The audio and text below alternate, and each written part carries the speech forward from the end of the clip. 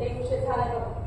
आवड जंगलात तुम्हाला 30 बट लाकडं फोडायला लागतात आणि काय बिना खाता बिना तुम्ही जंगलातून सरळ तिकडे मंदिराकडे आला. लई भूक लागली असेल. अगं मला या विठ्ठलाच्या दर्शनाची भूक लागली. त्या परत काय बी गोड लागत नाही बघ. सोय कसं हा सनिष्ठ होते इतरांना दर्शन देतो आणि मला एकट्याला मंदिरात माहिती होतं. आपण खालच्या जाते मग तेव्हा आपल्याला कसं बरं दर्शन देतो. अगं आपण पुजाऱ्यांच्या पाया पडायचं ते पोचतं बघा ते पांडू करतात. आता जास्त विचार करू नका. चला लवकर. अक्षी बरोबर बोलली बघ सोय. अरे बाप आपला देव आहे. आपला देव आहे. आपला देव आहे ना तिकडे आहे बघ तिकडे गाव कसा बाहेर लाल शेंदूर फासलेला हो आपला देव. बरं तू इकडे इकडे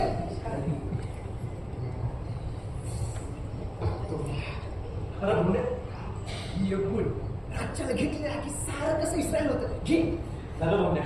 अरे अरे अरे या असल्या वाईट सवयीमुळेच आपले बदनामी होते. म्हणण्या तोंड्या अरे या विठ्ठलाच्या नावाची नशाच सरकत श्रेष्ठ आहे. पान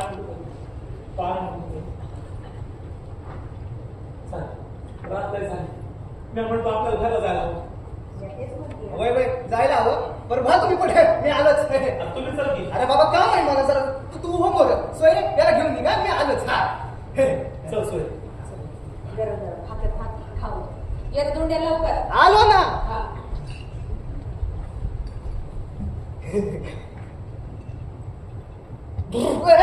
सोय आलो चोख्या.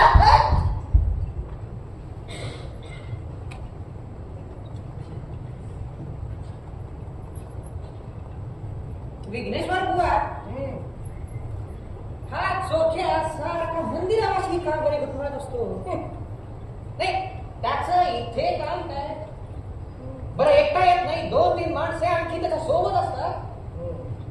मला काही हे लक्षण ठीक वाटत नाही. हो तुम्हाला काय वाटते. नाही म्हणजे मला त्याच्यावर संशय आहे पण तो निश्चितपणे कशासाठी येतोय हे मलाही ठाऊक नाही.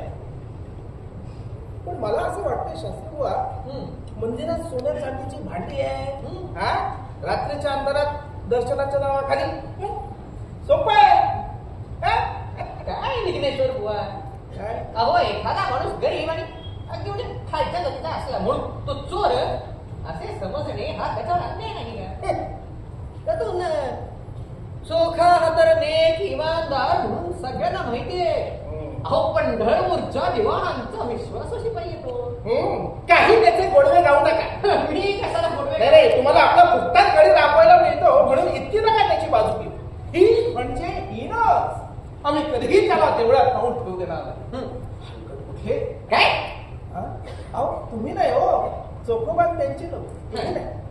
मग ठीक आहे. पण मला एक गोष्ट कळत तुम्ही एवढे भडकताय कशासाठी. अहो बिचारा साधा गुण आहे. ज्याने कोणी कोणतं काम सांगितलं की लगेच आनंदाने चुकारपणा न करता करतो. बरं मजुरीबद्दल त्याची काही भरपूर नसते. आता मागच्याच आठवड्यात बघा अहो आमच्या घरची लाकडं संपली. आता चूल कशी पेटणार. लगेच चोख्याला निरोप काढला. तर चोख्या म्हणतो माझी बायको तर आपल्याला पुढे म्हणलेली आहे. म्हटलं काही सगळं मी सांगू नकोस. गेला बिचारा रानात आणि येऊन आला लाकडाची भली मोठी पोळी 2-4 पैसे ठेवले त्याच्या हातात. आता नाही म्हणाला 2-4 काठी मोडले त्याच्या पायात. पण आता मला सांगा तर माझा काय हो दोष. मी थोडे त्याला अंगवाडी पायाने जा असे म्हटले होते. आता माझ्या घरच्या लाकडाची मोळी आणतो म्हणून काय माझ्या वाहनात येऊन त्याला खाणार का. हे सगळं जाऊ द्या. मला तुमच्याशी अत्यंत महत्वाच्या विषयावर बोलायचं. मला हल्ली आपल्या त्या श्रीधर शास्त्रींची त्या चोख्याची चांगलीच गट्टी जमलेली दिसते. रात्रीच्या अंधारात दोघांना कुजबुजताना सुद्धा मी पाहिलंय. हो मला काहीतरी वेगळी शंका येते.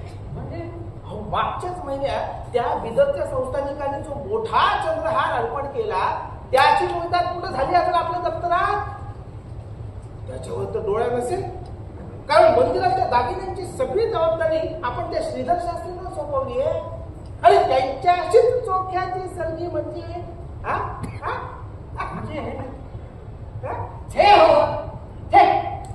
असा एखाद्या गरीबावर आळा घेऊ नका तुम्ही.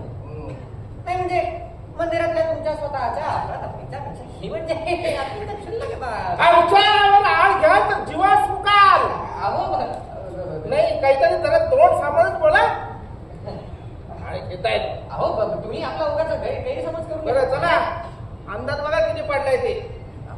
सांगतायत आम्हाला. अहो विघ्नेश्वर काका, तुम्ही ऐकत काय शास्त्री बुवा त्या झाडी मागून कोणीतरी येताना दिसतंय. तुम्हाला दिसतंय का? दिसतंय.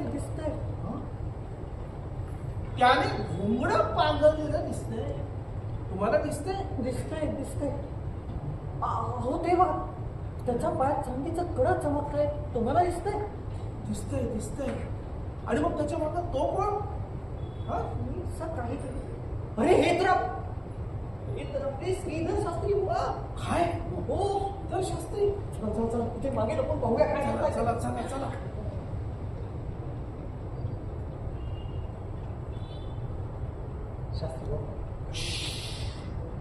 शास्त्री एकदा ते पांडुरंगाचं दर्शन मला घडलं.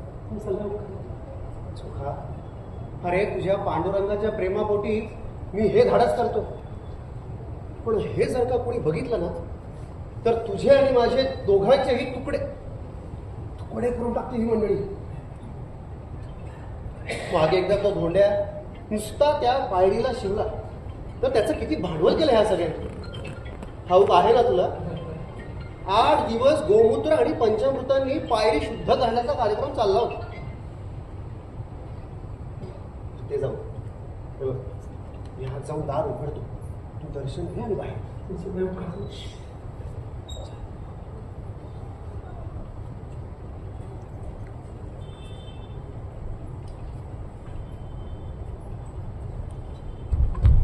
अरे चोरा, तुझी ही हिंमत चोरी करायला आला होतास की काय?